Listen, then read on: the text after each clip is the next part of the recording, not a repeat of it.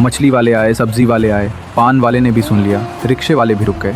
और वो सब जो कभी परमेश्वर की तरफ ध्यान नहीं देते थे, वो सब अब उनके घर की तरफ भाग रहे थे। परमेश्वर के उस घर के बाहर जो कभी शांत और सूनी रहती थी, वहाँ एक बड़े मेले जैसी भीड़ हो गई। और इस शोर शराबे में परमेश्वर के घर के अंदर बसंती अकेली थी। उसने वो टिकट उठाया, धीरे से देखा, पर वो शांत थी।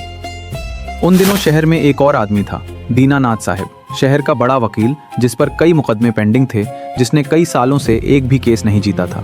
लेकिन जब उसने सुना 30 लाख, उसकी मेज पर की फाइलें बंद हुई, कलम रखी, कपड़े ठीक किए और सीधे परमेश्वर के घर पहुंचा। मैं तुम्हारी मदद करूंगा, प्लान तैयार है, हम भुवनेश्वर जाएंगे, मैं खुद जाऊंगा, पावर ऑफ अटर्नी तेरे नाम करके तुम्हें सारे पैसे दिलवाऊंगा, आप चिंता मत करो परमेश्वर भाई।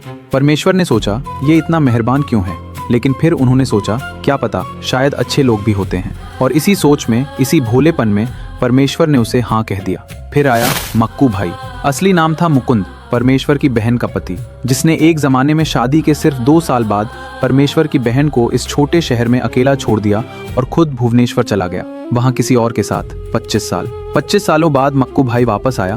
इस बार हाथ में एक बड़ा सा थैला था, आंखों में एक चिकनी मुस्कान, अपने साथ ढेर सारी मिठाई, सब्जी, मछली और वसंती के लिए एक साड़ी लेकर आया था। एक रात शंकर साइकिल पर आया। परमेश्वर दरवाजे पर अकेले बैठे थे। शंकर ने साइकिल रोकी ठीक परमेश्वर के सामने और धीरे से बोला, परमेश्वर भाई एक बात कान में डाल लो, ये जो लोग आए हैं तेरे घर, ये सब ठीक नहीं है, टिकट का ध्यान रखना, जिस किसी को भी ये टिकट मत देना, समझे।